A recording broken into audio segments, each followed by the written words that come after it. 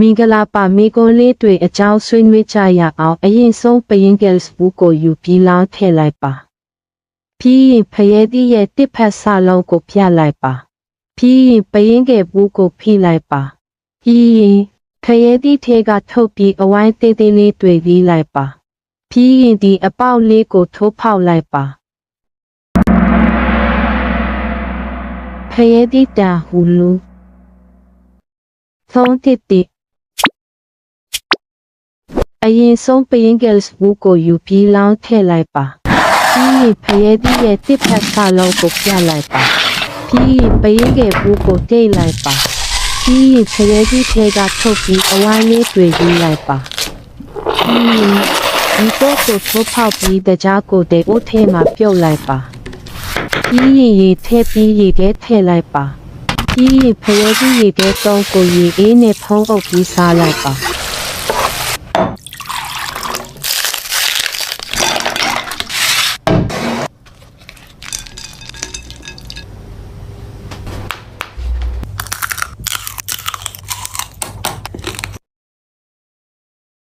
ရင်ဆုံးပယင်းကယ်စ်ဘူးကိုယူပြီးလောင်းထည့်လိုက်ပါ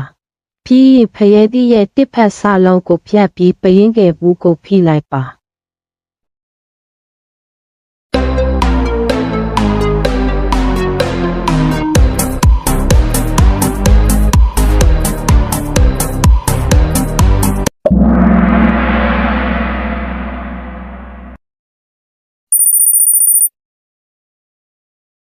ပြီးရင်ဖရဲသီးကိုထုတ်ပြီးအဝိုင်းလေးတွေပြီးရင်ဒီတော့ကိုထိုးဖောက်ပြီးတဲ့အိုးထဲမှာတကြားချက်ပါ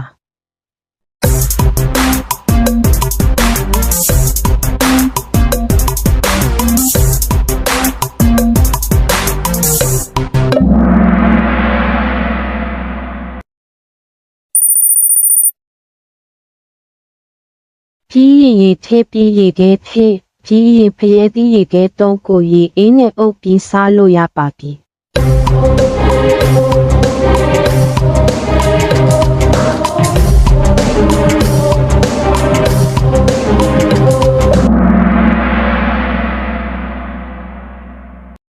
မိကုန်းတွေကိုတစ်သက်ခဲ့တဲ့အရင်ဆုံးပယင်းကယ်စ်ဘူးကိုယူပြီးလောင်းထည့်လိုက်ပါ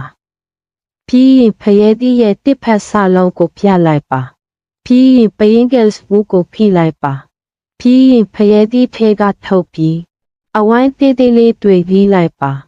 ပြီးရင်ဒါကိုထိုးဖောက်လိုက်ပါမင်္ဂလာပါမိကွန်းလေးတွေအကြောင်းဆွေးနွေးကြရအောင်အရင်ဆုံးပယင်းကယ်စ်ဘူးကိုယူပြီးလောင်းထည့်လိုက်ပါပြီးရင်ဖရဲသီးရဲ့တစ်ဖက်ဆလုံးကိုဖြတ်လိုက်ပါပြီးရင်ပယင်းကယ်ဘူးကိုဖိလိုက်ပါပြီးရင်ဖရဲသီးထဲကထုတ်ပြီးအဝိုင်းသေးသေးလေးတွေပြီးလိုက်ပါ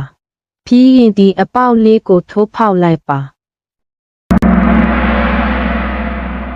ဖရဲသီးတန်ဟူလူသုံးတစ်တစ်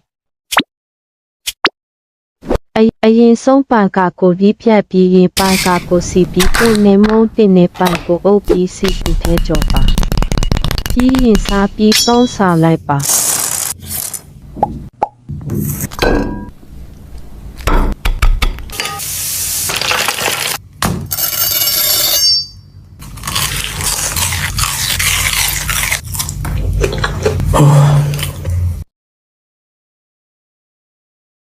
အရင်ဆုံးပန်ကာကိုပြီးဖြတ်ပြီးရင်ပန်ကာကိုစီပြီးတော့နေမုံတင်နေပန်ကိုထုတ်လိမ်ပြီးစီပူထဲကြော်ပါ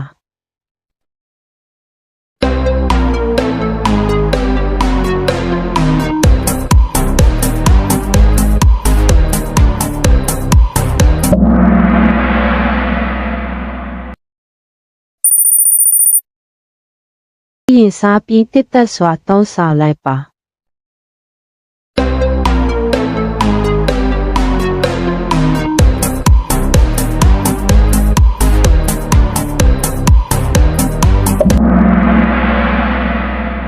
မိကုန်းတွေကိုတစ်သက်ခဲ့တဲ့အရင်ဆုံးပယင်းကယ်စ်ဘူးကိုယူပြီးလောင်းထည့်လိုက်ပါပြီးရင်ဖရဲသီးရဲ့တစ်ဖက်ဆလုံးကိုဖြတ်လိုက်ပါပြီးရင်ပယင်းကယ်စ်ဘူးကိုဖိလိုက်ပါပြီးရင်ဖရဲသီးထဲကထုတ်ပြီးအဝိုင်းသေးသေးလေးတွေပြီးလိုက်ပါပြီးရင်ဒါကို